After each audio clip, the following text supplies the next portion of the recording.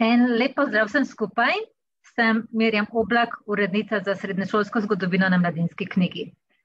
Zelo sem vesela, da ste se v tako velikem številu odzvali vabilo na naš webinar, na katerem bo naša avtorica in recenzentka doktorica Alenka Cedelnik predstavila nekatera vprašanja, ki se porajajo o poučevanju grške zgodovine.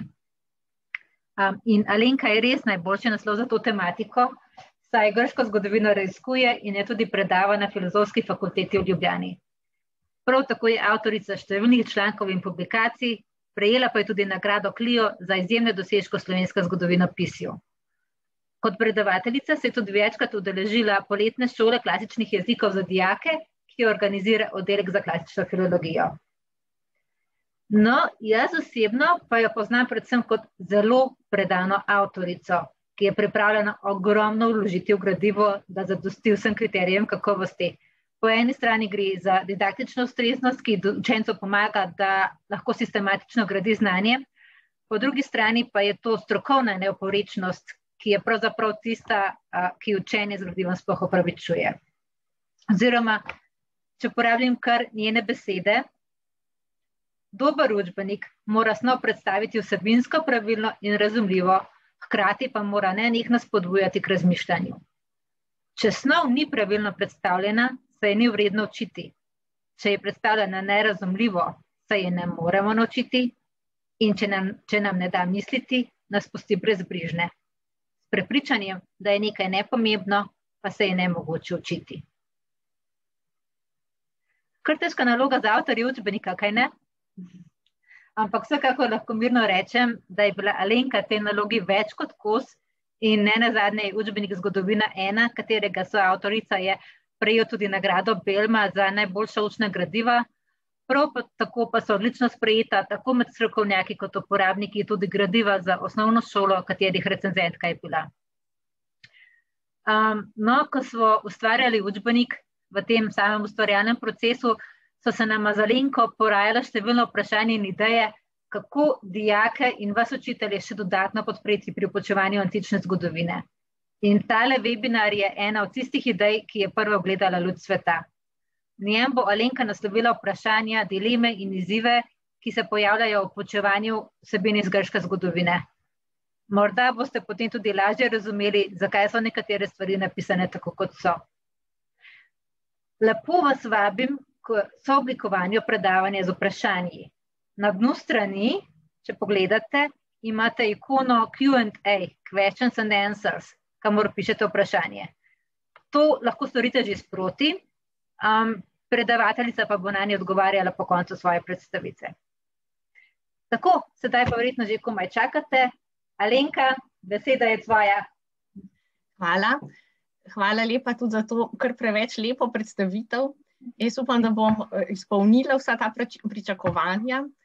Mogoče bi na začetku povedala, še preden začnem samim predavanjem, da je predavanje nastalo na osnovi vprašanj, ki sem jih dobila od učiteljev, tako da bi se rada zahvalila tudi vsem tistim, ki so ta vprašanja poslali, ker so ravno ta vprašanja bistveno oblikovala samo predavanje in mi tudi pomagala pri sestavljanju predavanja. Zdaj pa, da ne bi bila predolga, bi kar začela. Imamo namreč 12 vprašanj, kar je kar nekaj, tako da nam bo, preden bomo pregledali vsa ta vprašanja, nekaj časa vzeli. Torej, tukaj so vsa vprašanja, pri vsakem se bomo posebej ustavili. Upam, da bom na vprašanja znala odgovoriti tako, da vam bodo moji odgovori v pomoč. Če bo pa karkoli še potrebno dopolniti, bom pa seveda z veseljem to naredila na koncu predavanja.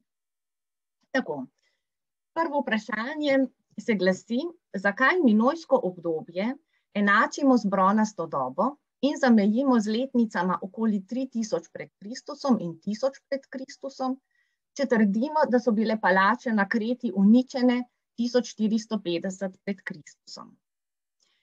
Torej, zakaj tukaj gre? Sam egejski prostor je bil skozi celotno antiko zelo povezan. Torej, tukaj gre za drugačno situacijo, kot jo poznamo danes, ko si ta prostor delita dve državi, Turčija in Grčija. In tam prostor je bil tudi kulturno zelo enoten, Tako da torej v obdobju bronaste dobe lahko govorimo kar o egejski koini, kar lahko vidite tule na vrhu vsake od teh treh kart, ki jih gledamo pred seboj. V obdobju, zdaj pa samo trenutek, da bom jaz tole malo povečala, takole, v obdobju zgodnje bronaste dobe, torej nekje od 2700 do 2200, so v ozadju teh sorodnosti, predvsem gospodarski stiki. Medtem ko kasneje pa lahko domnevamo, torej v kasnejšem obdobju bronaste dobe, v srednji bronasti dobi in pozni bronasti dobi, pa lahko domnevamo, da so v ozadju teh kulturnih podobnosti oziroma te povezanosti egejskega prostora tudi naraščajoča politična moč. Torej v času srednje bronaste dobe in začetka pozne bronaste dobe gre za vpliv Minojske Krete, zato govorimo kar o minojski koini, torej nasplošno sem rekla, bronasto dobo nekako opredeljuje egejska koini, gre namreč za, to bi lahko prevedli kot skupen egejski kulturni prostor, torej v tem obdobju srednje bronaste dobe in na začetku pozne bronaste dobe, torej lahko zaradi močnega vpliva minojske kulture govorimo o minojski koini, v poznem obdobju bronaste dobe pa o mikenski koini, katere nosilci so bili torej mikenski Grki. To je ena stvar, torej povezanost, enotnost tega prostora. Kljub temu, kljub tej povezanosti, pa pravzaprav, ko govorimo o bronasti dobi, ločimo tri področja, kjer se ta doba odvija. Nasplošno sicer, ko govorimo o egejskem prostoru, ravno tako ločimo bronasto dobo na tri podobdobja, na zgodnjo, srednjo, pozno bronasto dobo. Ampak, ko govorimo o Kreti, lahko govorimo o zgodnjem, srednjem, poznem, minojskem obdobju oziroma o zgodnji, srednji, pozni minojski dobi. Torej, celotno obdobje bronaste dobe na področju Krete imenujemo minojska doba. Zato tudi v učbeniku takšna trditev, da minojska doba zajema čas skoraj da 2000 leti, torej okvirno od 3000 do 1000. Če bi govorili o kikladih, bi govorili o zgodnji, srednji, pozni kikladski dobi. In če govorimo o celinski Grčiji, o zgodnji, srednji, pozni heladski dobi. Torej poimenovanje je različno glede na prostor dogajanja. Torej, zdaj, če govorimo o samem obdobju bronaste dobe, podobno velja tudi za minojsko kulturo. Na prejšnjih kartah smo videli, da je v obdobju srednje bronaste dobe in v začetnem obdobju pozne bronaste dobe minojska kultura predstavljala koini, torej neko splošno kulturo na področju egejskega prostora. Ta kultura seveda, oziroma ta minojska koini se seveda zaključuje z propadom mlajših palač, torej okoli leta 1400–1450 pred Kristusom. Ampak dejansko minojska kultura znova pokriva celotno obdobje bronaste dobe na tem področju. In jo glede na obstoj palač, torej starejših in mlajših, razdelimo na 4 podobdobja: obdobje pred izgradnjo palač, obdobje starejših palač, obdobje mlajših palač in obdobje po propadu palač. Namreč s propadom mlajših palač seveda pride do neke velike spremembe, ampak vsi elementi te kulture seveda s propadom palač niso uničeni, niso zbrisani s površja zemlje. Tako da se določeni elementi te kulture nadaljujejo še naprej.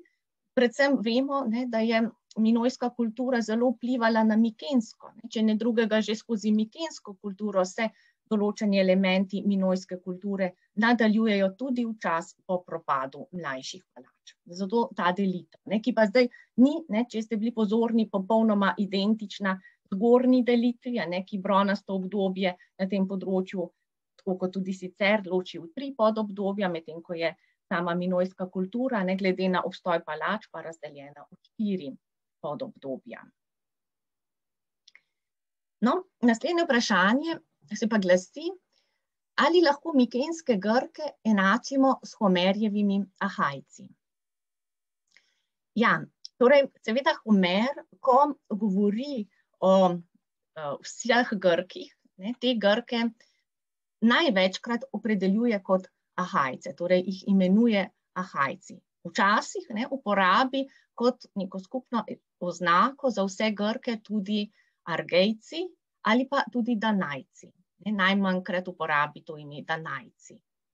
To je torej ena stvar, ki bi lahko mogoče, bi rekli, lahko upravičevala to, da bi Grkom v mikenski dobi rekli Ahajci. Ampak kot bomo videli, stvar ni tako zelo enostavna.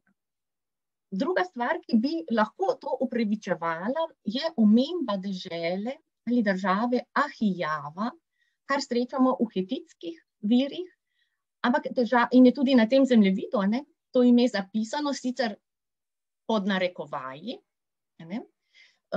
in pokriva celoten egejski prostor, torej prostor, ki ga tukaj je sicer zelo drobno, pa upam, da vseeno vidite, napisano tudi minojska in potem mikenska koine. Ampak težava pri deželi Ahijava je ta, da se ne ve točno, kje je ta država ali dežela ležala, torej ali na področju, nekje na področju Male Azije, ali na Egejskih otokih, ali na celinski Grčiji. Torej, tega ne vemo. Torej, ne more to biti osnova za poimenovanje Grkov v tem obdobju.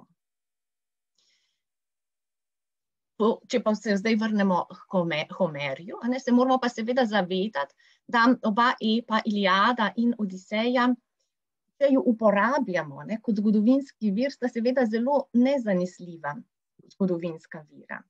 To pa zato, ker se v obeh pesnitvah prepletajo 3 obdobja zgodovine.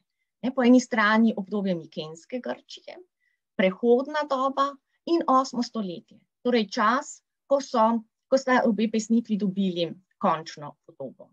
In če se zdaj uprem na sklep Marka Marinčiča iz knjige Grška književnost arhaične dobe, potem lahko rečemo, da je civilizacija, o kateri Homer pripoveduje, zgodovinska. Ampak civilizacija, kakršno opisuje, pa zunaj Iliade in Odiseje ni nikoli obstajala. Ker se tukaj prepletajo, kot sem rekla, 3 različna časovna obdobja in še se prepletajo s pesnikovo domišljijo. Tako da moramo biti, če uporabljamo Homerja kot zgodovinski vir, zelo previdni in zato seveda posledično ne moramo njegovega poimenovanja kar brez premisleka vzeti. Druga stvar je pa ta, da tudi sam Homer ime Ahajci ne uporablja zgolj za označevanje vseh Grkov, ampak ga srečamo tudi kot ime Ahilovih spremljevalcev. V katalogu Ladi, to je drugi spev Iliade, v drugem spevu Iliade, je tudi navedeno, kdo vse je spremljal Ahila, kdo vse je skupaj z njim prišel pred Trojo. In tukaj so navedeni Mirmidoni, Heleni in tudi Ahajci. Ti Ahilovi spremljevalci so, če tako bolj na približno povemo, prihajali z področja na jugu Tesalije. In tukaj je dejansko pokrajina, ki se ji reče Ahaja Ftiotida. Torej imamo Ahajce, ki niso, ne predstavljajo vseh Grkov pred Trojo, ampak samo del Ahilovih spremljevalcev in prihajajo z področja, ki se mu potem v historičnem času, zgodovinskem času reče Ahaja Ftiotida. Sicer je pa bolj znana pokrajina Ahaja na severu Peloponeza, od koder so bili pa Agamemnonovi spremljevalci. Tako da že sam Homer pravzaprav imena Ahajci ne uporablja samo za označbo vseh Grkov. In kot smo videli, ne, tudi ni neke pokrajine, oziroma ni to ime Ahaja nikoli označevalo, ali pa saj ne vemo, da bi označevalo celotnega področja, ki so ga takrat Grki poseljevali. Ampak se uporablja kot oznaka dveh pokrajin v grškem svetu. In še naslednja stvar, ki jo imamo, je ahajsko narečje, ki znova ne predstavlja vsega, torej ne predstavlja celotne grščine, ampak samo eno od 4 grških narečij, ki so torej ta glavna grška narečja, jonsko-atiško narečje, arkadsko-kiprisko ali ahajsko, ga imamo tule, torej področje Arkadije in na Cipru, so to narečje govorili, ajolsko narečje, področje Tesalije, Bojotije in tisti del Male Azije, ki so ga naselili Ajolci, in dorsko severozahodno grško narečje. To je pa označeno tule z temno sivo barvo, se bomo k temu pravzaprav še vrnili, torej v času po propadu mikenskih palač, torej nekje po letu 1200, se ta dialekt uveljavi na večjem delu, torej večjem delu Peloponeza in področje Srednje Grčije, tukaj je tudi Epir, ampak o tem bomo nekoliko kasneje še govorili. Torej tudi kot oznaka jezika, ahajsko narečje predstavlja samo enega od 4 narečij, glavnih grških narečij. Torej, če bi mogoče zaključila, ampak tako bomo zdaj še pri naslednjem vprašanju še nekoliko o tem govorili, ampak ta Homerjeva oznaka Ahajce se torej ne more uporabljati za Grke v mikenski dobi, tako da se v znanosti uporablja ime mikenski Grki za označevanje nosilcev te kulture. Torej, naslednje vprašanje, ki se kar nekako navezuje tudi na to, o čemer smo do zdaj govorili, je pa indoevropeizacija Grčije, in sicer tukaj le pravi vprašanje, okoli 2000 pred Kristusom se naselijo mikenski Grki, v oklepaju Ahajci, kdaj Jonci in Ajolci, ali okoli leta 1600 pred Kristusom, in Dorci, ali okoli leta 1200 pred Kristusom, kje se naselijo Jonci in Ajolci, ali za njihov poselitveni prostor zemljevid v malem zgodovinskem atlasu še velja. Torej, tukaj kar nekaj vprašanj, bom postopoma poskušala na nje odgovoriti. Najprej na začetku, okoli leta 2000, oziroma ta letnica je tako zelo približna, ker zdaj točno se ne ve, kdaj je do te selitve prišlo, oziroma kdaj se je začela, so se na grški prostor, oziroma bolj pravilno bi bilo, če bi rekli kasnejši grški prostor, naselili indoevropski predniki Grkov. Torej, Grki se kot izoblikovano ljudstvo niso naselili. Torej, v tem času se ne naselijo mikenski Grki. In smo tudi videli, ne moramo za njih ravno uporabljati besede, imena Ahajci, saj o tem bomo še o tem govorili v nadaljevanju. Torej, niso se naselili Grki, torej mikenski Grki kot izoblikovano ljudstvo, ampak so se naselili indoevropski predniki Grkov. In šele, ko se naselijo na grško področje in pomešajo s tamkajšnjim staroselskim prebivalstvom, dobimo Grke. In ta proces se potem zaključi s prihodom Dorcev.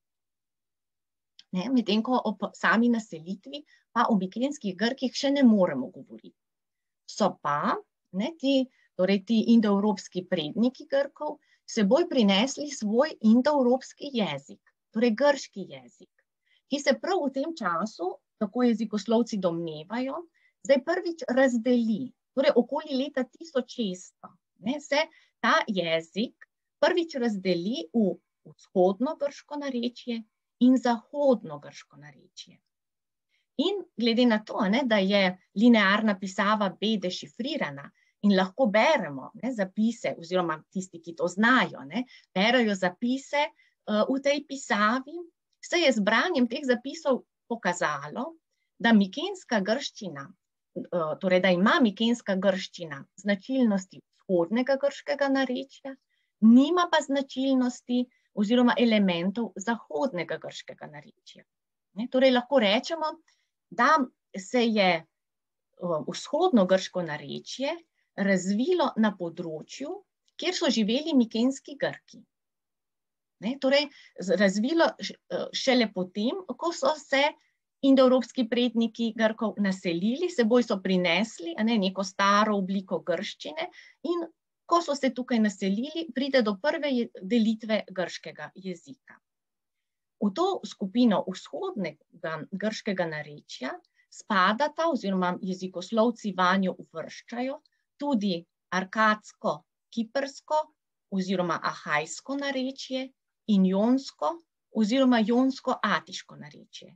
In na karti tule pred seboj lahko vidimo rekonstrukcijo tega, kje so v tem času, torej v katerem času, moram še povedati. Torej gre za verjetno, domnevajo, da se ti dve narečji pojavita ob koncu mikenske dobe, ampak že po propadu palač. In sicer ne bi jih govorili, kot ta karta prikazuje, jonsko narečje na področju Evboje in Atike, torej na področju, kjer ga tudi kasneje še govorijo to narečje, hkrati pa tudi na manjšem delu Peloponeza, torej severovzhodni del Argolide in potem vzhodni del in pa južni del Lakonije. Povsod drugod pa ne bi govorili to ahajsko narečje oziroma arkadsko, kiprsko narečje. Po prihodu Dorcev se stvar seveda bistveno spremeni. Takrat se torej jonsko narečje ostane na področju Evboje in Atike, tam, kjer je že bilo, pač pa tako ahajsko kot jonsko narečje dorščina izpod Drine, z področja, kjer je potem Megara, Korint, Argolida, Lakonija in Mesenija, medtem ko torej v srednjem delu Peloponeza imamo arkadsko-kiprsko narečje, to je narečje, ki vsebuje značilnosti še mikenske grščine, in potem imamo pa na področju Ahaje dorsko narečje, Elida, severozahodno grško narečje v Elidi, ravno tako velik del srednje Grčije in potem področje Epira, kjer pa je izbrisano to severozahodno grško narečje šele v 4. stoletju.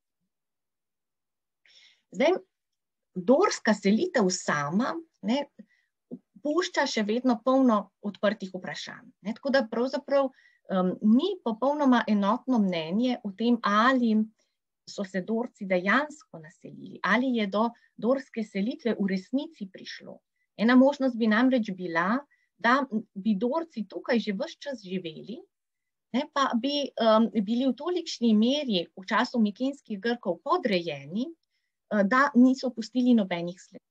Težava je namreč v tem, da selitev ni pustila nobenih sledov, nobenih arheoloških sledov. Tako da deloma bi mogoče lahko selitev videli v ozadju mitološkega izročila, naprimer mit o Heraklidih, bi lahko nosil v sebi povratku Heraklidov, mit o povratku Heraklidov, se opravičujem, bi lahko nosil v sebi spomin na prihod Dorcev, ali pa naprimer mit o kralju Kodru, atenskem kralju Kodru, prav tako. Ta mit pripoveduje o tem, zakaj se Dorci niso naselili na področju Atike, ker je pač kralj Koder, ki je poznal prerokbo, po kateri bi Atika ostala zavarovana pred prihodom Dorcev. Če bi Dorci atenskega kralja ubili, se je sam torej zapletel nalašč v spor z Dorci in se jim pustil ubiti. Torej tukaj bi v ozadju lahko videli dorsko selitev, ampak kot rečeno, tukaj je še vrsta odprtih vprašanj. Se pa večina znanstvenikov odloča za to oziroma sprejema dorsko selitev kot zgodovinsko dejstvo. Zato je tudi v učbeniku dorska selitev vključena v besedilo. No, zdaj smo že videli, da se v nadaljevanju grški jezik deli še naprej, rekla sem že, da sta iz vzhodnega grškega narečja išli arkadsko-kiprsko narečje in pa jonsko-atiško narečje, medtem ko dorsko narečje in severozahodno grško narečje izhajata iz zahodnega grškega narečja. Ajolsko narečje ima značilnosti dorskega in jonskega narečja. Torej bi ga morala jaz postaviti tule nekje vmes, ampak to pa že presega moje tehnično znanje. Tako da sem ga tule spodaj napisala, dejansko bi ga pa morala tule. Namreč, zakaj? Zato, ker so Ajolci očitno živeli nekje med govorci jonskega narečja in dorskega, nekje vmes. In imajo značilnosti, zato njihovo narečje ima torej značilnosti obeh teh dveh narečij. Torej, če se zdaj povrnem še k tem vprašanjem, ki sem jih na začetku prebrala. Če zdaj vzamemo dorsko selitev kot zgodovinsko dejstvo, za kar se večina znanstvenikov odloča, oziroma mnenje, ki v znanosti nekako prevladuje, potem so Dorci prišli enkrat kmalu po propadu palač. Namreč danes ne velja več to, da bi Dorci bili tisti, ki so povzročili propad palač, ampak so po propadu palač šele prišli, torej enkrat kmalu po letu 1200. In glede na to, da so Dorci tisti zadnji indoevropski predniki, ki se naselijo, da se torej proces indoevropeizacije Grkov z njihovim prihodom zaključi, to pomeni, da so morali Jonci in Ajolci priti na to področje enkrat prej.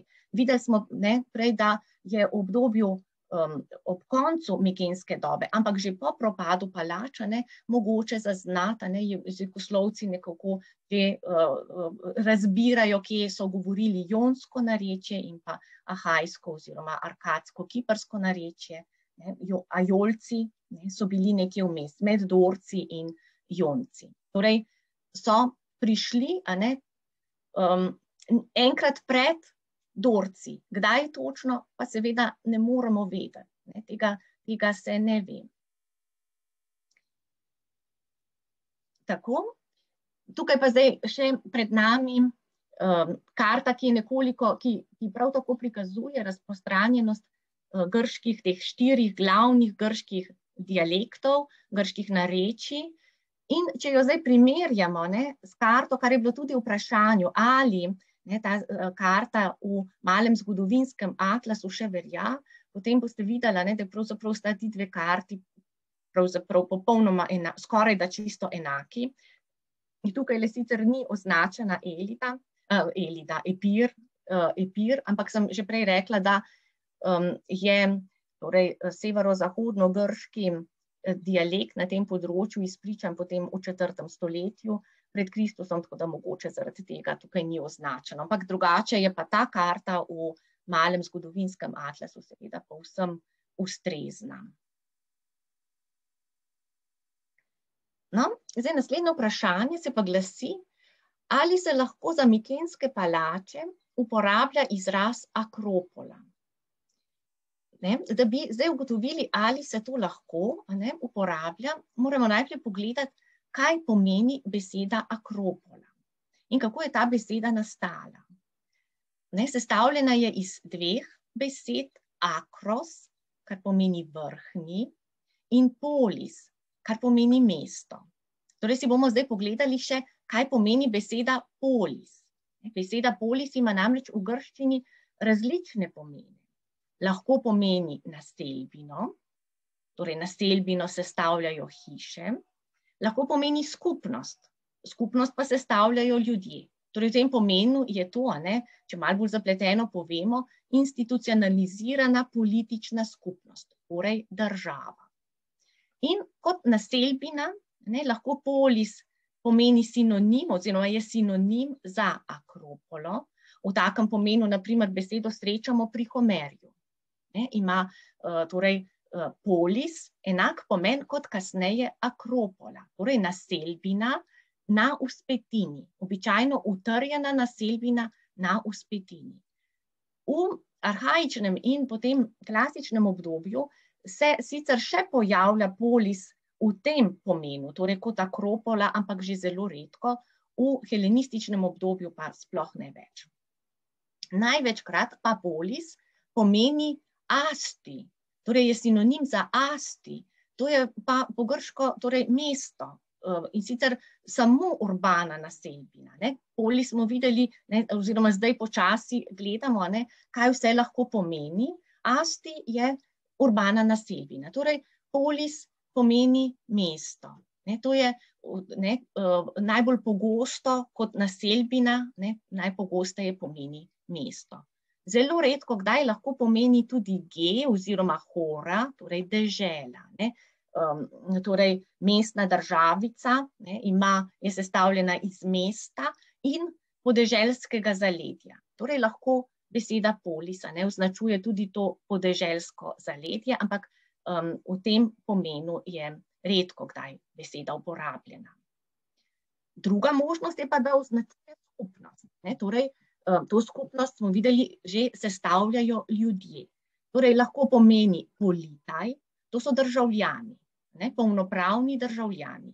Lahko ima tak pomen, lahko je sinonim za eklesijo ali kakšno drugo politično institucijo, tudi demos, lahko pa pomeni preprosto koinonija. To je pa čisto preprosto samo skupnost. Vse to beseda polis lahko pomeni. Zdaj, če si pogledamo, ker sem prej rekla, da pri Homerju beseda polis pomeni enako kot kasneje akropola, da je kot sinonim za akropolo. Si bomo zdaj pogledali, kako nastanek besede akropola razlaga Tukidid. In pravi, pred tem časom, namreč pred tem razlaga o nastanku atenske polis. Pred nastankom atenske polis, torej, so imenovali mesto, torej polis, le tisti del, ki mu pravijo danes akropola in kar leži južno od nje. V dokaz služi, da so na akropoli svetišča bogov blizu skupaj, kot tudi, da tista, ki stojijo izven nje, niso daleč od tega dela mesta. Torej polis, kar lahko razberemo iz tega odlomka, je prvotno naselbina na vzpetini. Torej, smo že na začetku videli, da je akropola sestavljena iz dveh besed, akros, gornji, in polis, mesto, torej dobesedno pomeni gornje mesto, ali bi lahko rekli gornji grad. Kot smo tudi videli, tudi Tukidid lepo razloži, kako je do tega poimenovanja prišlo. Pri Homerju ima tak pomen beseda polis. Če zdaj, torej pomen utrjenega kraja na vzpetini. In če pogledamo sorodne besede pri drugih indoevropskih jezikih, potem se vidi, da v stari indiščini, v litovskem jeziku in latvijskem jeziku beseda, ki je sorodna besedi polis, pomeni utrjen kraj. Torej vse te besede prvotno pomenijo utrjen kraj. S tem, da v stari indiščini ta beseda potem kasneje pomeni mesto, tako kot v grščini polis, kasneje pomeni mesto. Ampak prvotno vse te besede pomenijo utrjen kraj. Zato bi lahko domnevali, da je mogoče beseda polis, ki je sicer izpričana že v mikenski dobi, in sicer v obliki potirojo, ker gre za zlogovno pisavo, tako je zapisano potirojo, mogoče bi že takrat ta beseda pomenila utrbljeno naselbino na vzpetini, to, kar je kasneje potem akropola. Ampak tega ne moramo točno vedeti, ker je ta beseda potirojo v mikenski grščini vedno sestavljena, torej nastopa skupaj z nekim lastnim imenom. Tako da se ne da, vsaj ti, ki se ukvarjajo s tem, strokovnjaki, zato pač ne morejo razbrati, kaj točno bi ta beseda lahko pomenila, ampak morda bi lahko pomenila utrjen kraj, tako kot kaže primerjava z drugimi indoevropskimi jeziki. Vzorčen primer za tip naselbine, ki ga označuje izraz akropola, torej del naselbine na nekem višjem prostoru, je atenska akropola. Torej gre za ta odlomek, ki smo ga prejle prebrali in v katerem Tukidid razlaga, kako je prišlo do tega, da so začeli Akropolo tako imenovati. In če zdaj malo posplošimo ta razvoj, v 8. stoletju pred Kristusom, ko se naselbine z vrha vzpetine razširijo na vznožje vzpetine in so mesta ob vznožju dobila osrednji trg, agora, ta proces lahko naprimer tudi pri Homerju spremljamo, so stare naselbine na vzpetini začeli imenovati Akropola, ko smo videli gornje mesto, ali bi mi lahko rekli gornji grad, da so jih ločili od polis, mesta, ki se je razvijalo pod vzpetino. Tako pride zdaj do tega, da polis ne označuje več, oziroma beseda polis ne označuje več naselbine na vzpetini, ampak označuje mesto, ki se razvija pod vzpetino, medtem ko naselbina na vzpetini postane Akropola. In zdaj, če se zdaj vrnemo k temu prvotnemu vprašanju, ali se izraz Akropola lahko uporablja za mikenske palače. Torej, arheologi, ko govorijo o bronastodobnih naselbinah na vzpetini, uporabljajo, rečejo naprimer naselbina na Akropoli, torej uporabljajo ta izraz. Torej, teoretično gledano bi se lahko reklo, seveda,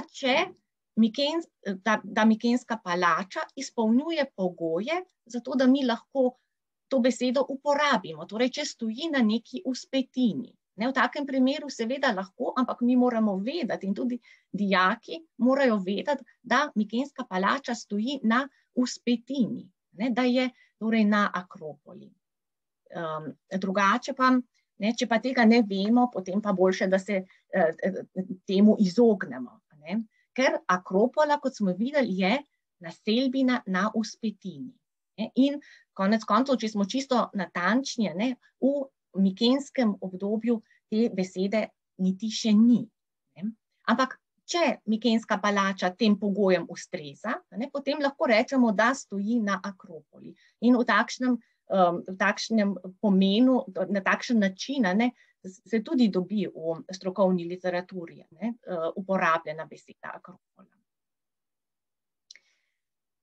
No, če gremo zdaj k naslednjemu vprašanju, ki se znova deloma že povezuje s tem, o čemer smo že govorili, nanaša se pa na nastanek polis. Kako so nastale prve polis? Ali s pojmom sinoikizem razložimo vse, kar vemo v zvezi s tem, ali vemo še kaj drugega, kar bi dijakom olajšalo razumevanje? Prej smo učili, da so polis nastale na dva načina, združevanje vasi in pod Akropolo. Torej, si bomo zdaj ogledali pa to vprašanje, oziroma bom poskusila odgovoriti na to vprašanje. Videli smo že, da polis, beseda polis, lahko pomeni naselbino, lahko pa pomeni skupnost, v smislu država. Zato si bomo zdaj pogledali, kako je polis nastala kot mesto in kako je polis nastala kot mestna državica. Kot mesto, je seveda lahko nastala z litjem vasi, ali pa, kot smo že videli, tako da je majhna naselbina na Akropoli se počasi spustila pod Akropolo in zrasla v mesto. Torej, na tak način, kot je bilo tudi v vprašanju navedeno. Ampak tukaj gre zdaj za polis kot mesto. Kako pa je nastala polis kot mestna državica? Znova z litjem, ki mu pa v tem primeru rečemo sinoikizem, in sem prav nalašč dala iste barve, ker gre, da opozorim na, kako bi rekla, podobnost, ampak bomo videli pa, v čem je tudi v nadaljevanju, v čem je razlika.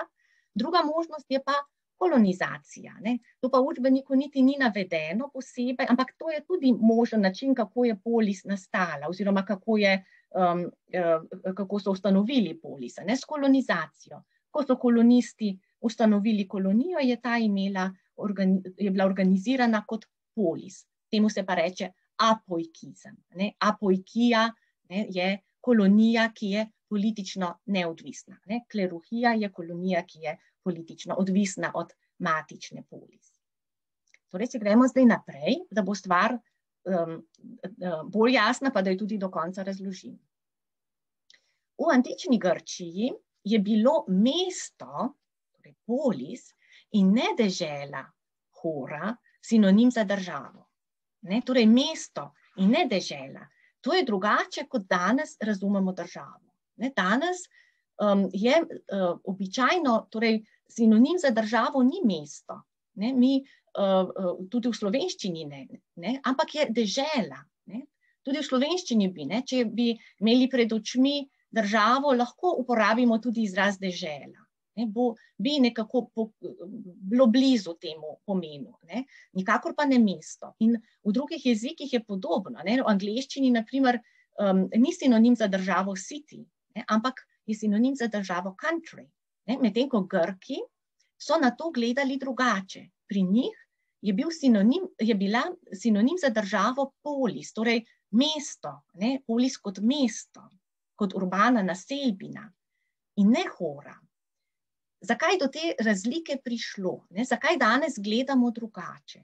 Morda je razlog ta, da države, ki so nastajale v srednjem veku, niso imele nekega političnega centra in niso imele nekega glavnega mesta, ampak je kralj s svojim dvorom potoval po svoji državi od mesta do mesta, od gradu do gradu in urejal državne zadeve.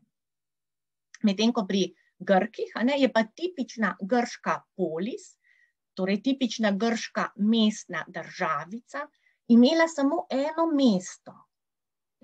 Kot je tukaj le tudi tako malo enostavno narisano. Ima samo eno mesto, ki je hkrati tudi njeno politično središče. In po tem političnem središču se imenujejo tudi državljani te mestne državice. Naprimer, če vzamemo za primer Atene, Atenci se imenujejo po mestu, torej po svojem političnem središču, po Atenah in ne po Atiki. Niso Atičani, ampak so Atenci.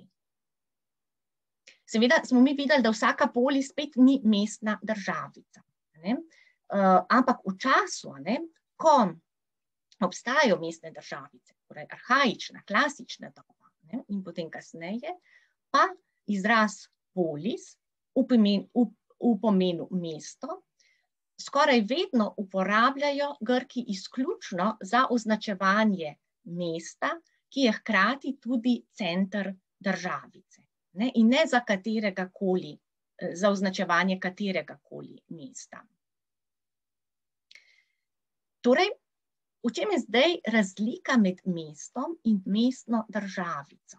Deloma smo že pogledali, v čem je razlika. Torej smo rekli mesto, polis kot mesto je naselbina, torej sestavljena iz hiš, je skupek hiš, postavljenih tesno ena ob drugo. Polis kot mestna državica je skupnost ljudi, je institucionalizirana politična skupnost. Če gremo pa še naprej, kdo pa zdaj v mestu oziroma v polis, kdo v polis živi? Če gre za polis kot mesto, potem v njem lahko živi kdorkoli. V mestu lahko živi kdorkoli. To so moški, so ženske, so otroci, so tujci, so sužnji. Ampak v mestni državici, torej član mestne državice pa ni kdorkoli. Mestna državica je skupnost državljanov. Državljani so pa polnopravni moški državljani. Torej moški, torej člani mestne državice ne morejo biti tujci, niso sužnji, niso otroci, niso ženske. Dobro, pri ženskah je vprašanje še mogoče malo posebno, ampak tako, če zelo črno-belo gledamo, to so samo polnopravni moški državljani. In zdaj se znova vrnimo k izrazu sinoikizem. Zakaj ta izraz? Za označitev nastanka, za označitev procesa, za imenovanje procesa, v katerem je nastala mestna državica. S tem izrazom, torej sinoikizmom, so Grki označili proces, v katerem se je več manjših skupnosti povezalo v večjo skupnost, polis oziroma mestno državico in zaživelo skupaj. Torej, Grki sami so ta izraz uporabili, ki zdaj, če ga pogledamo, kaj pravzaprav pomeni, je beseda synoikismos sestavljena iz dveh besedic. Syn, ki pomeni z, in oikos, ki pomeni hišo ali pa lahko tudi gospodinjstvo, torej v osnovi osnovno socialno enoto. Torej se izraz dobesedno pomeni, da se združijo hiše, ali v prenesenem pomenu, da torej več skupnosti zaživi skupaj. In po Aristotelu so člani, o čemer smo že govorili, člani mestne državice, polis, samo politaj. Samo politaj, torej samo državljani, samo moški, polnopravni državljani in ne drugi. Medtem ko v mestu pa lahko živi kdorkoli, ampak medtem ko član mestne državice pa ne more biti kdorkoli. So lahko samo politaj. Pričemer ni pomembno, ali zdaj ti politaj živijo v samem mestu, torej v tem urbanem središču ali na podeželju. To ni pomembno. Še vedno so polnopravni državljani. To se kaže tudi v imenovanju torej moških, ki so imeli, torej njihovo polno ime je imelo 3 elemente. Če bi tukaj ta primer, Aristion, Theophilu, Epidaurios. To pomeni Aristion, osebno ime, Teofilov sin, patronimik, iz Epidaura. Ampak to ne pomeni, da je živel v Epidauru. Sej, lahko, da je živel v Epidauru, verjetno je, ampak pomeni predvsem, da je bil državljan polis Epidaur. Torej, to je bilo pomembno. No, če gremo zdaj k naslednjemu vprašanju. Kaj dijakom odgovoriti na vprašanje, kdaj so na evropski celini nastale prve države? So to mikenske države s palačami ali šele kasnejše polis?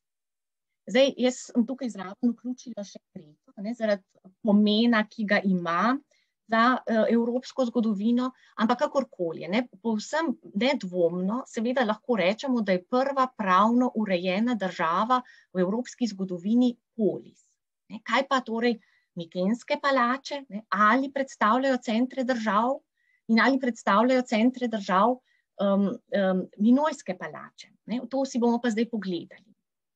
Najprej seveda pomembno vedeti, kaj sploh država je. In če vzamemo tako zelo preprosto razlago, ki jo prinaša Slovar slovenskega knjižnega jezika, gre za organizirano politično skupnost, ki ima na prostorsko omejenem ozemlju suvereno oblast.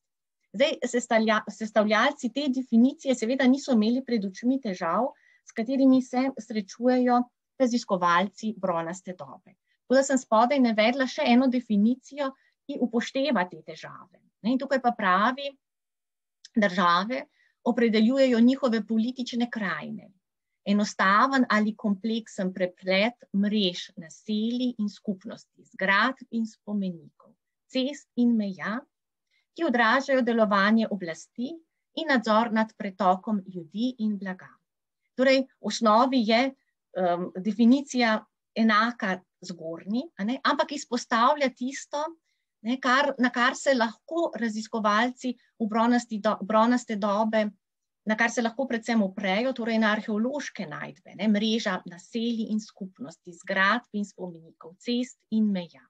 Torej, težava pri odgovoru na to vprašanje, ali so minojske palače predstavljale center držav in seveda ali so mikenske palače predstavljale center držav, je ravno pomanjkanje informacij. Torej, če gre za minojsko Kreto, pravzaprav skoraj da edini vir so arheološke najdbe, ker linearna pisava A seveda ni dešifrirana in si z njo še ne moremo pomagati.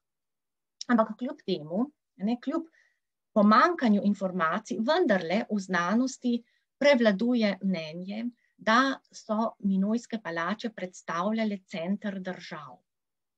da to so države, pri čemer je pa politična ureditev Minojske Krete zelo slabo poznana, zaradi seveda pomankanja virov, ki bi lahko dali trdne odgovore na ta vprašanja.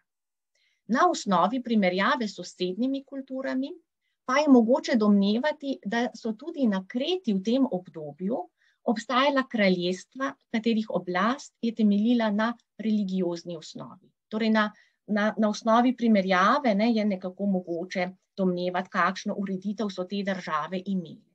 In spet ostaja neznano, ali je na Kreti obstajalo več držav, ali bi mogoče Knossos v nekem obdobju lahko prevladal nad celotno Kreto.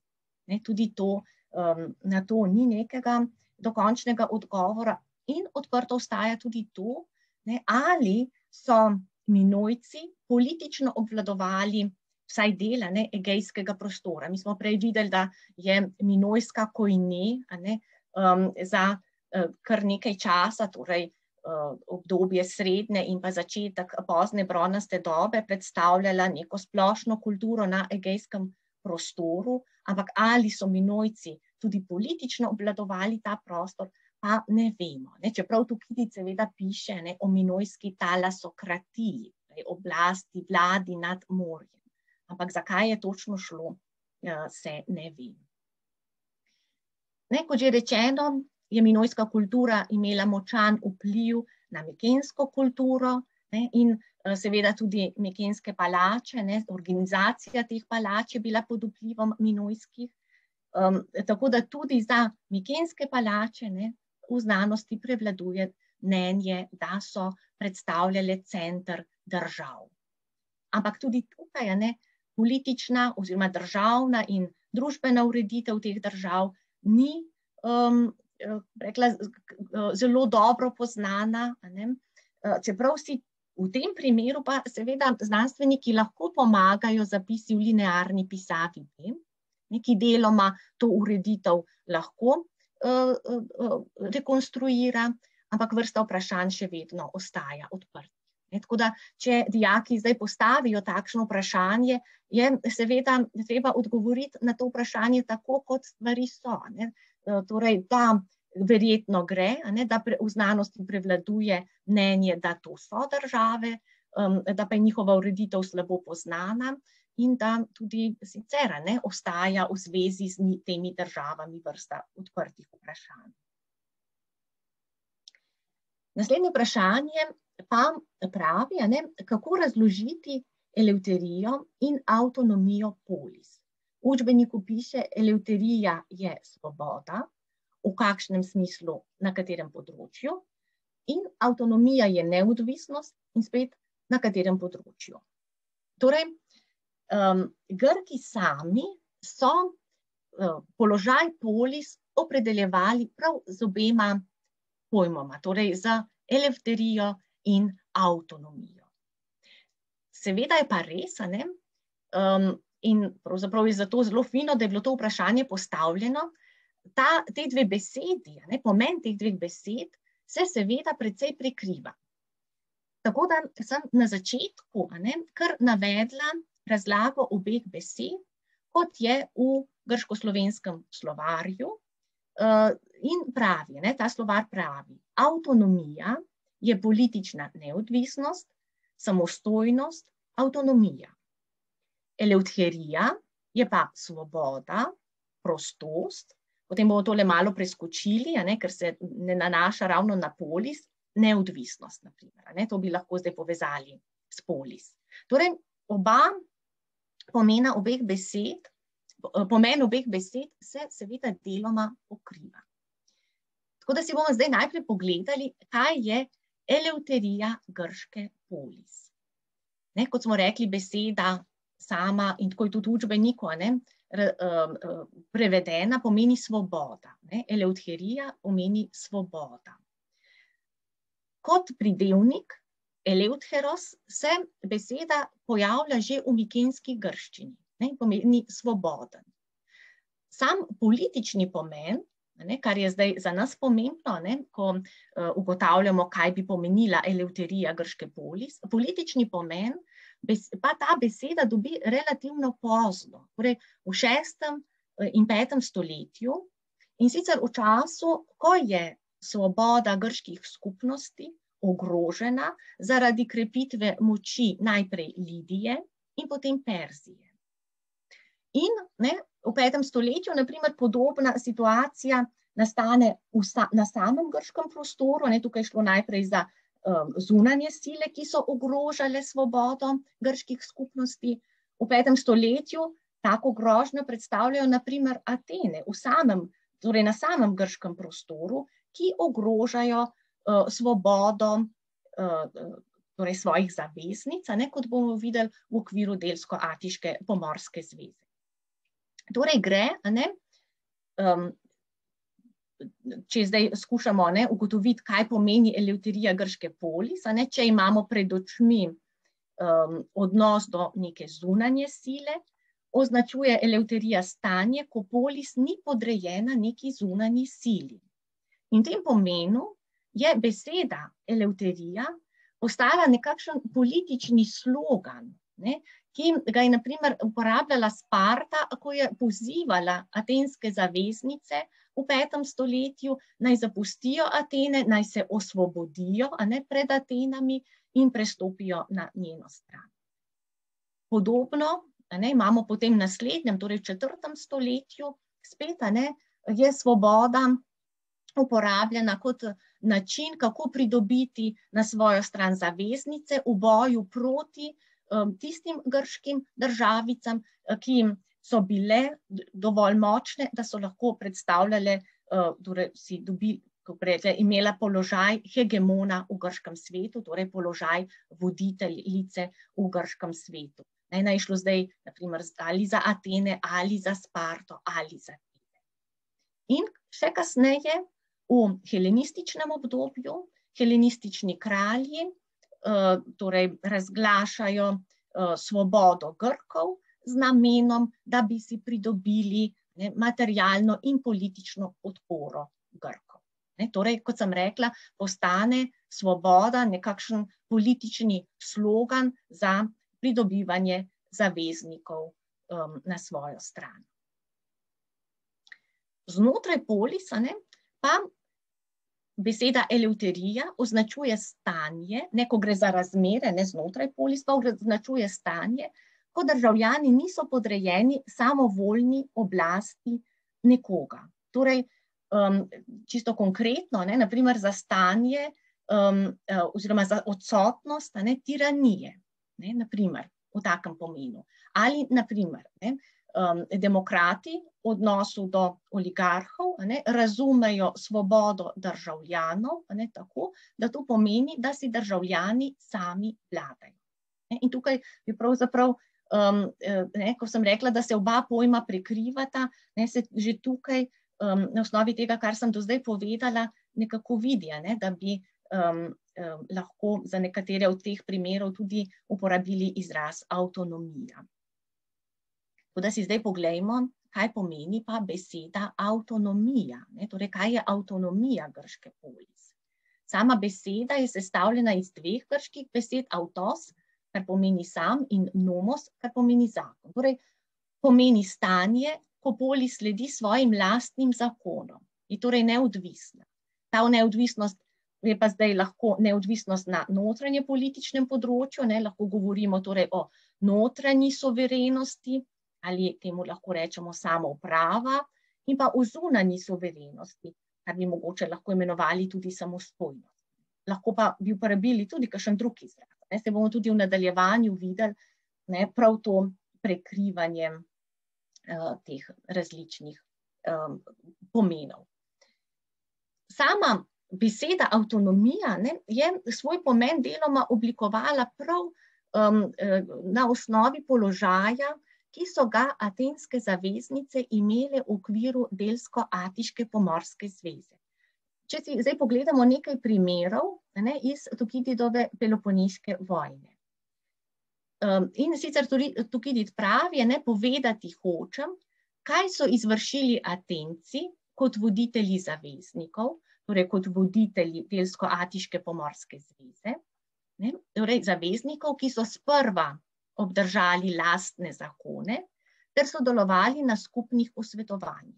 Torej, če pogledamo, kako je to v originalu, torej so obdržali lastne zakone, kot je to prevedel Janez Fašalek, v originalu so bili avtonomoj, torej je prevedel, kot so obdržali lastne zakone. Torej, iz tega, kar tukaj Tukidid piše, pravzaprav lahko razberemo, da loči po eni strani avtonomijo razlaga kot to, da ima polis svoje lastne zakone, in to nekako ločuje od reševanja zadev na zunanje političnem področju.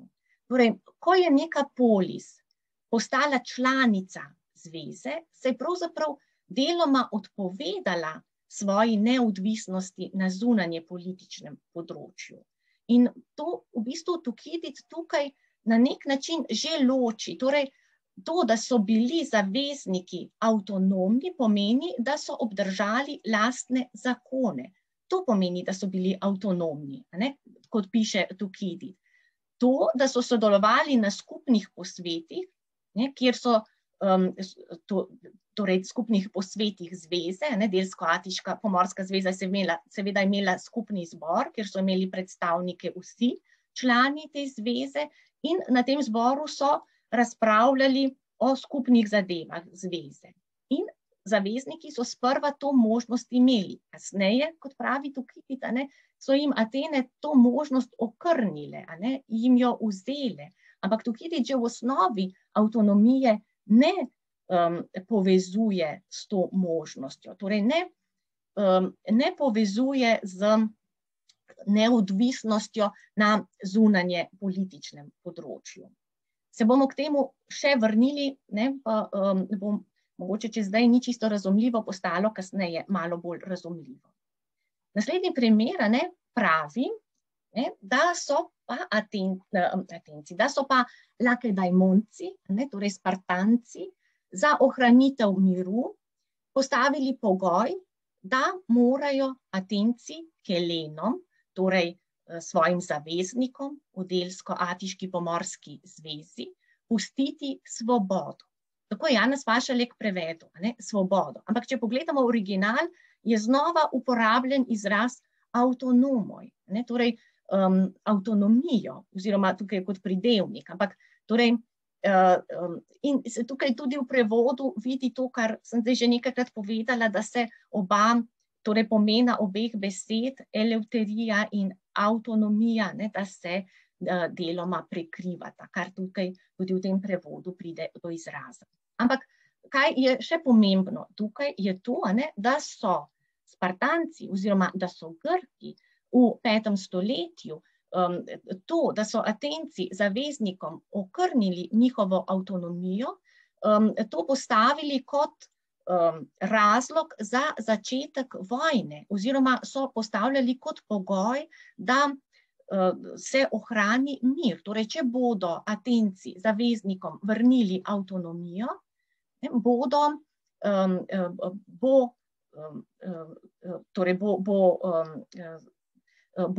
se bo mir ohranil, če pa ne, se bo pa začela vojna. In ko smo videli, Tukidid pravzaprav pod avtonomijo razume možnost življenja v skladu z lastnimi zakoni. In enako potem Atenci odgovarjajo, da bodo oni pustili, da mesta žive po lastnih zakonih, da so torej avtonomna,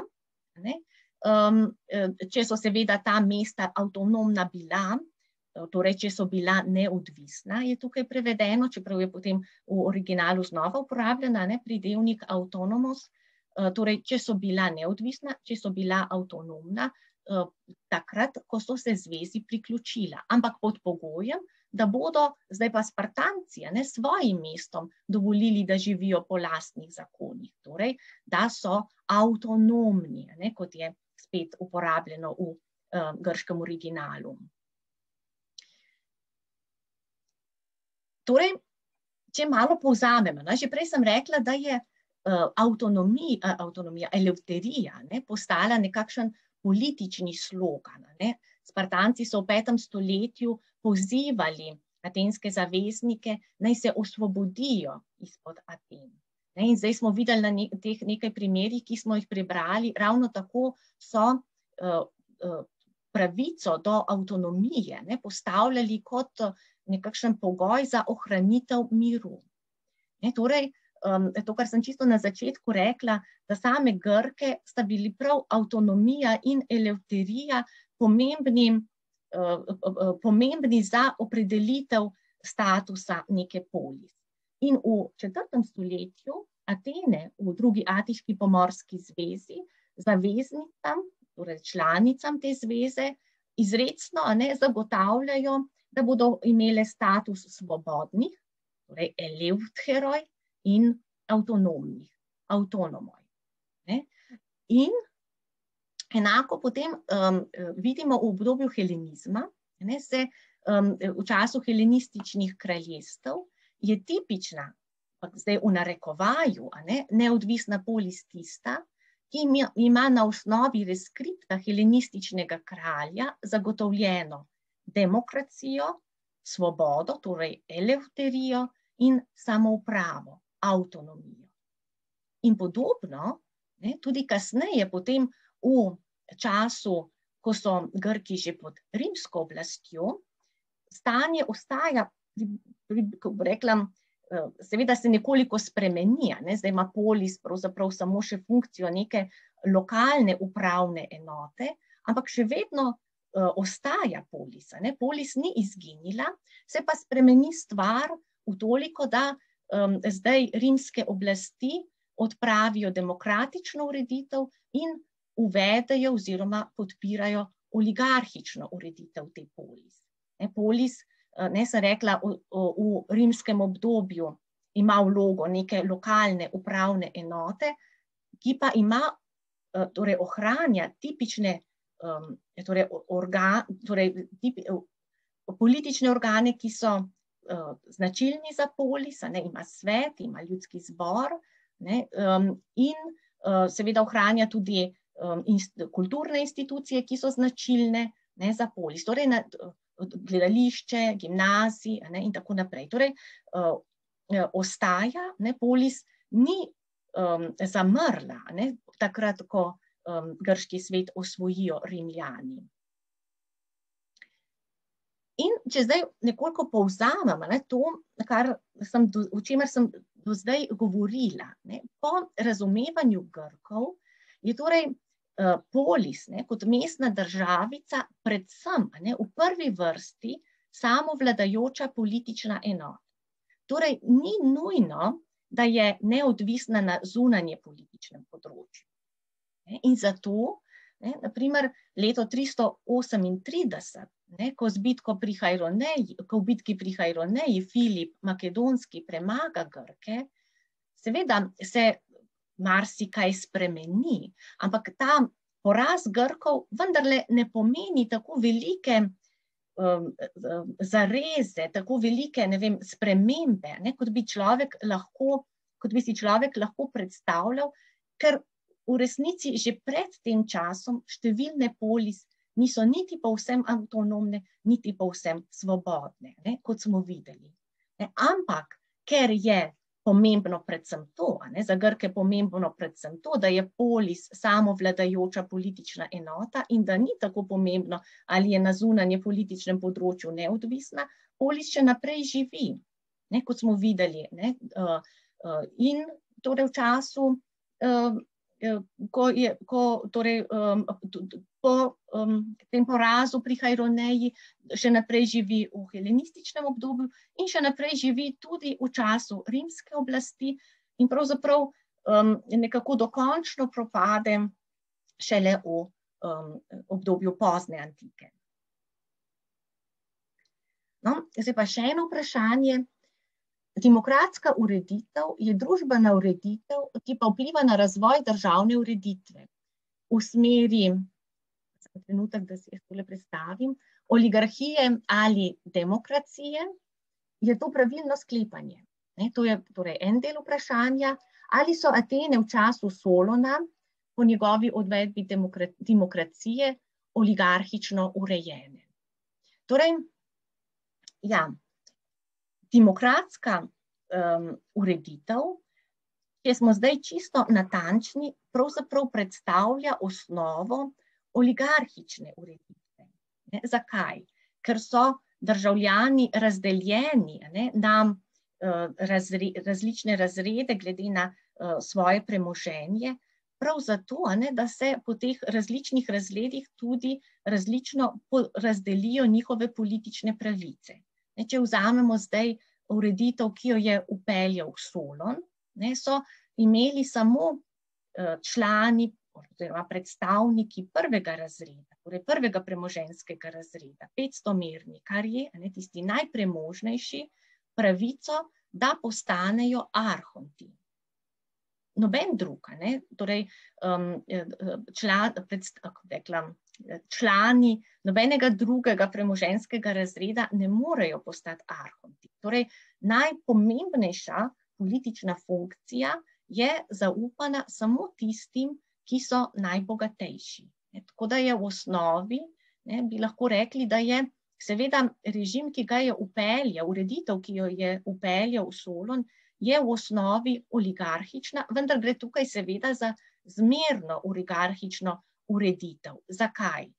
Ker je Solon, najverjetneje Solon, čeprav se to zdaj čisto točno ne ve, ampak glede na to, da je sam svet 400, nekako se pojavi kmalu po Solonu, se zdi najbolj verjetno, da je bil Solon tisti, ki ga je vpeljal. Torej Solon ob Areopag, katerega člani, sem pravzaprav prej pozabila povedati, so seveda avtomatično vsi bivši arhonti in je zato seveda Areopag konzervativen organ, ker so seveda arhonti po Solonovi ureditvi najbogatejši državljani, pred Solonom pa seveda plemiči, ki so bili pred Solonom edini lahko arhonti, torej Areopag je konzervativen organ. Solon mu ob bok postavi nov svet, to je svet 400, ki pa ga sestavljajo predstavniki ne samo prvega razreda, kot je to v primeru Areopaga, ampak 3 premoženjskih razredov. Torej razen tetov, vsi državljani, vsi ostali državljani. Torej tako prvi, drugi kot tretji premoženjski razred.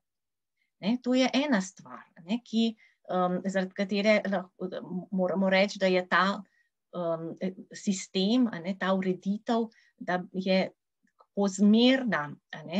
zmerna oligarhija. Poleg tega pa Solonova ureditev omogoča predstavnikom vseh 4 premoženjskih razredov, da sodelujejo na ljudskem zboru in pa na ljudskem sodišču.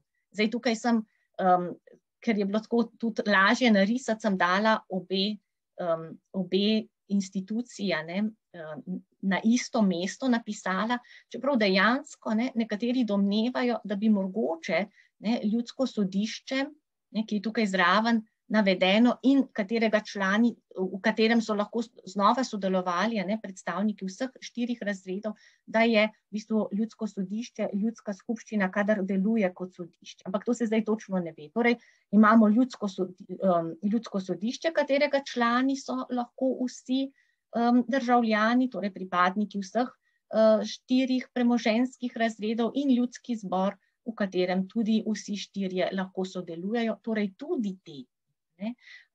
In zato seveda to pa je demokratičen element te Solonove ureditve. Torej, če bi zdaj odgovorila na to prvo vprašanje, ali gre tukaj zdaj za razvoj v smeri oligarhije ali demokracije, kot sem rekla, če smo čisto natančni, je demokratska ureditev osnova za oligarhijo. Ker zakaj bi državljane ločevali v različne premoženjske razrede, če to ne bi imelo nekega namena, oziroma če ne bi to služilo kot neka osnova za omejevanje njihovih političnih pravic. Ampak hkrati pa demokracija ne preprečuje demokracije. Zakaj, torej, kaj mislim s tem? V času Periklovih Aten, ko dosežejo Atene vrh v demokratičnem razvoju, ta delitev na 4 premoženjske razrede še vedno obstaja, pa ne preprečuje tega, da Atene takrat ne bi imele demokratične ureditve. Gre samo za to, da takrat so pravzaprav vsem, torej tudi tetom, skoraj da vse funkcije in sodelovanje v vseh organih dostopni. Tako da v osnovi demokracija seveda, rekla je, opora za oligarhično ureditev, ne preprečuje pa demokratične ureditve. Ureditev je lahko kljub obstoju te delitve državljanov v različne premoženjske razrede še vedno demokratična. Naslednje vprašanje je Sparta po državni ureditvi monarhično, glede na to, da ima 2 kralja, ali aristokratsko urejena država, torej aristokratsko, zato ker so vse državne funkcije pridržane Spartijatom. Torej, ja, na oboje je mogoče pritrdilno odgovoriti, namreč Sparta ima seveda, ureditev Sparte ima seveda elemente monarhije, glede na to, da ima 2 kralja na čelu, ima elemente aristokratske ureditve zaradi gerusije, v katerem so dosmrtni člani, torej izvoljeni na 60 let stari geronti, torej člani sveta, torej člani gerusije. Ima pa tudi elemente demokratične ureditve, to so pa efori, ki so pa vsako leto na novo izvoljeni za enoletni mandat iz vrst vseh Spartijatov. Tako da vsebuje spartanska ureditev elemente tako monarhične, aristokratske in demokratične ureditve. Ali lahko atenske arhonte enačimo z ministri? V učbeniku samo piše, da so bili visoki državni uradniki. Kakšne so njihove pristojnosti? Solon je bil arhont. Torej, ja, na nek način seveda lahko arhonte primerjamo z ministri. Ne moramo jih zdaj ravno enačiti. Primerjamo jih pa seveda lahko, ker so v nekem določenem obdobju so arhonti najpomembnejši državni uradniki. Zdaj, če si najprej pogledamo njihove pristojnosti, potem se bomo pa še enkrat vrnili k pomenu samih arhontov. Torej, vseh skupaj je 9, in sicer imamo tega eponimnega arhonta, torej arhont, ko bi rekla, arhonta, ki se mu tudi zares reče arhonta, to je najvišji državni uradnik na civilnem področju. Potem je arhont z imenom Polemarh, to je vrhovni vojaški poveljnik. Arhont z imenom Basileus je najvišji državni uradnik na religioznem področju. In potem je še 6 tezmotetov, to so pa najvišji državni uradniki na sodnem področju. To so zdaj področja, ki so jih, torej za katere so bili arhonti zadolženi. Zdaj se bomo pa še ustavili ob pomenu, ki so ga arhonti imeli. V učbeniku piše, da so bili to visoki državni uradniki. Kot sem prej rekla, so bili na začetku, torej ob nastanku atenske polis, to sploh najpomembnejši državni uradniki, na katere je plemstvo razdelilo pristojnosti, ki jih je predtem imel kralj. Funkcijo kralja so ukinili, pristojnosti oziroma naloge, ki jih je kralj opravljal, pa so zdaj razdelili na arhonte. Najprej so bili 3, na koncu jih je 9. Ampak vloga arhontov potem počasi slabi. Torej, postopoma arhonti niso več tako pomembni, kot so bili na začetku. In bomo videli, v času Periklovih Aten, arhonti pravzaprav sploh niso več pomembni in opravljajo samo še bolj ali manj rutinske naloge.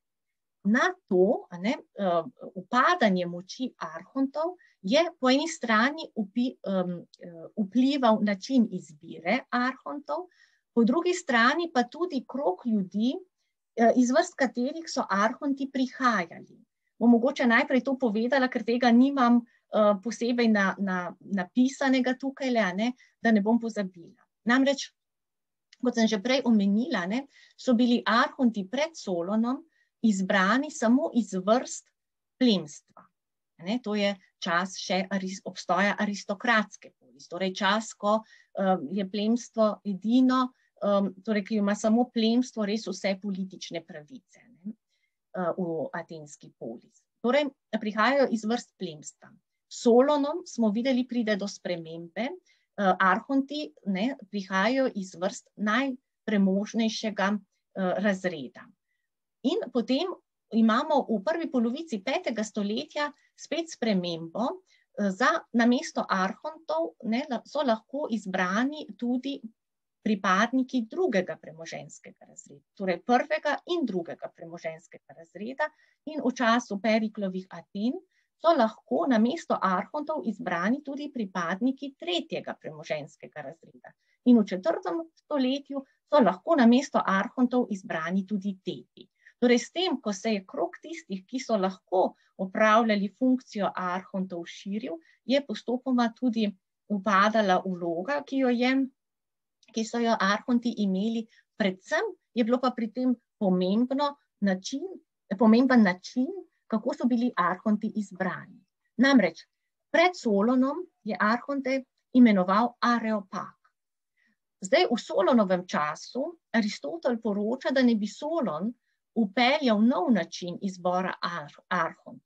In sicer naj bi najprej vsaki od 4 fil izvolili po 10 kandidatov. Torej bi dobili 40 izvoljenih kandidatov, iz vrst teh 40 izvoljenih kandidatov so pa potem izžrebali končnih 9 arhont. Ampak ta podatek, ki ga Aristotel prinaša, ni čisto zanesljiv. Torej ne vemo zdaj zanesljivo, ali se je to že zgodilo v Solonovem času.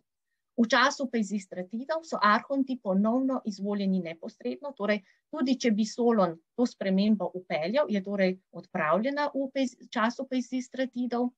Potem imamo pa torej v 80 letih, torej 487-486, pa znova spremembo, ki pravzaprav pomeni to, kar Aristotel pravi, da ne bi že Solon upeljal. Torej na tej preliminarni ravni so arhonti izvoljeni, oziroma kandidati za arhonte izvoljeni, potem pa na koncu izžrebani. V Periklovem času pa znova pride do spremembe, tukaj so pa samo še izžrebani. In sicer najprej, vsaka fila najprej izžreba 10 kandidatov za arhonte, torej dobimo 100 kandidatov in iz vrst teh 100 je potem izžrebanih končnih 9 arhont.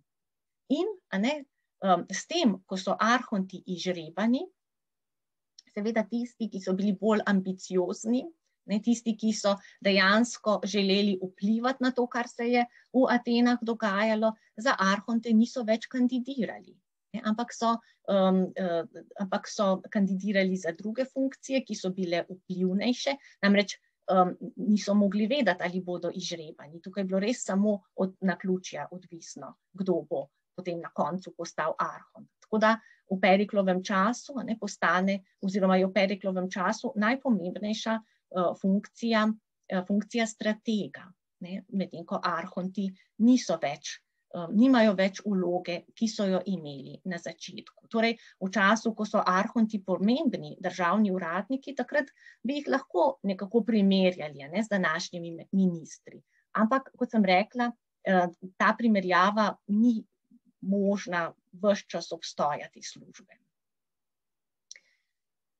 No, zdaj pa še zadnje vprašanje, ali lahko rečemo, da so spremembe, ki so jih uvedli Solon, Kleisten in Perikles, posegle v atensko ureditev, tako kot bi danes rekli, da je prišlo do spremembe ustave. Ja, to seveda lahko rečemo, ne, ampak kot sem tukaj le napisala, ne gre zdaj seveda spet za vse spremembe, ki so jih uvedli, ampak tiste, ne, ki so pomembno vplivale na državno in družbeno ureditev, pa seveda, ne, seveda se lahko pomen teh sprememb nekako primerja z spremembo, danes, a ne, spremembo ustave. Tako, tukaj bi jaz zdaj zaključila, s tem se sama vprašanja, ne, ki sem jih dobila, končujejo. Zdaj pa, če bi, so mogoče kakšna druga vprašanja, se pa lahko ob njih še dodatno ustavimo.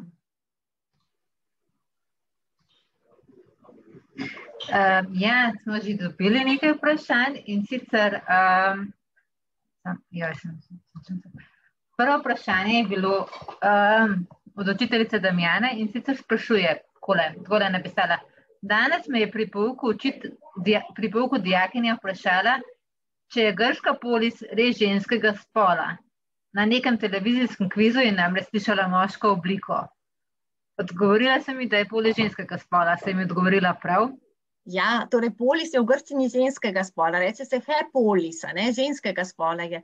Ampak slovar slovenskega knjižnega jezika torej dovoljuje obe možnosti. Torej lahko uporabljamo polis ženskega spola v nesklonljivi obliki, torej tista polis, tiste polis, a ne, tisti polis, ali pa je enostavno polis moškega spola, ne, ker za naša ušesa v bistvu polis deluje bolj moškega spola, v tem primeru je pa tisti polis, tistega polisa, tistemu polisu. Torej, obe možnosti sta pravilni. Je pa v osnovi, seveda v grščini, je pa polis ženskega spola.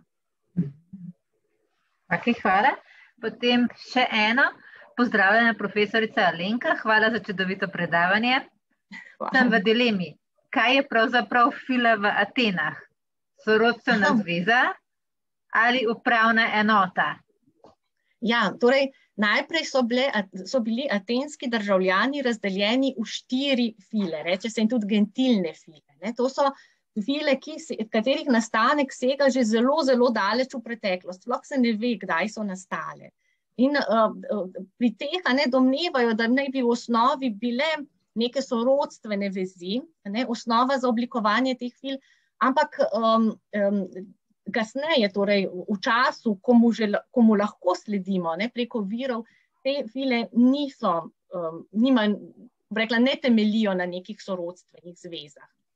Fila je, ne, v osnovi, torej, ko temu lahko sledimo, osnova za organizacijo civilnega in vojaškega življenja. Ne, torej bi lahko rekli, da je neka lahko neka upravna enota. Ne? Torej, osnova za organizacijo civilnega in vojaškega življenja. Zakaj? Ne? Torej, v okviru fil potekajo volitve, ne, v razne organe oblasti, ne vem, smo videli zdaj volitve arhontov, ne? File dajo tudi potrebno, torej v okviru fil potekajo tudi mobilizacija vojske. Ne? To je bila naloga, ki so file upravljale. Ko nastopi, torej s Klejstenovimi reformami, pa Atene dobijo 10 novih fil. Ne? Tukaj gre pa res dejansko za teritorialne enote. Ne? Nastanejo pa tako, da Klejsten pomeša 3 zelo v narekovajih stranke, ki so takrat v Atenah obstajale. Ne? Gre za stranko ljudi z gora, z obale in z mest, torej takrat pravzaprav že z ravnine, ne, torej stranko ljudi z ravnine, z obale in z mesta.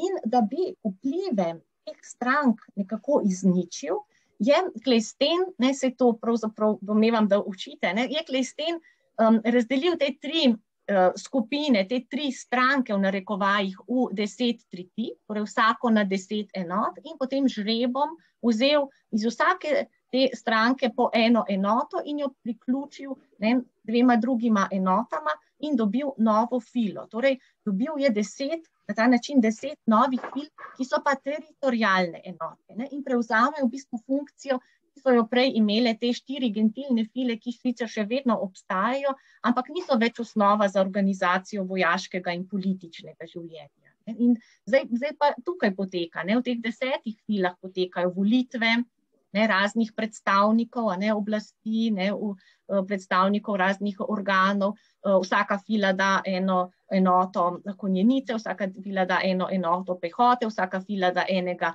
stratega, zato imamo potem 10 strategov. Zdaj ne vem, če sem odgovorila ravno čisto na vprašanje, če je zdaj to razumljivo.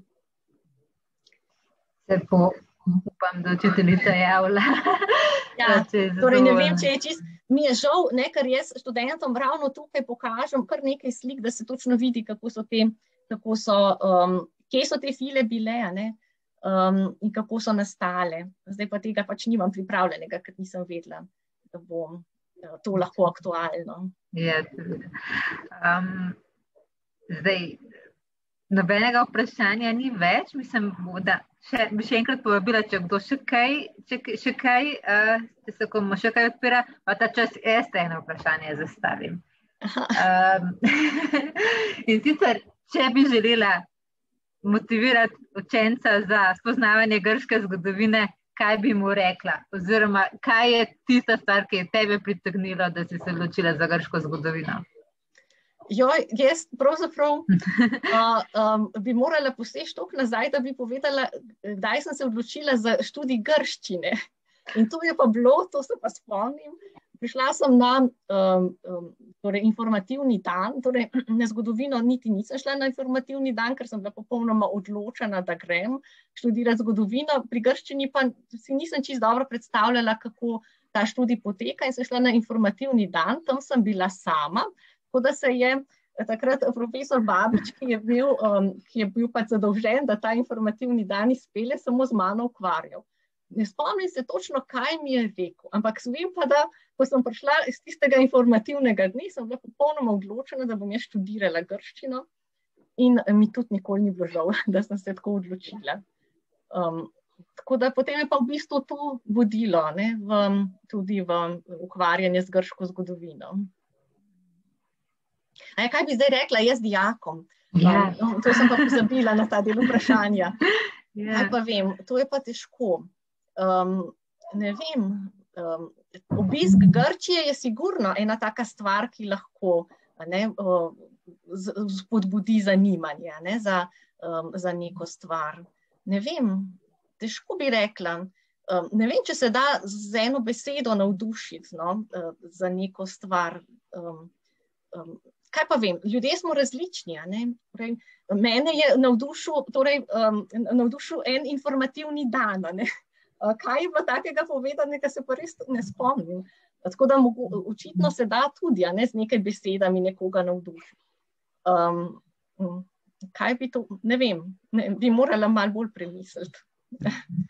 Jaz si zmeraj rečem, da ko vidiš nekoga, ki je nad čem navdušen, se to nalezeš tega.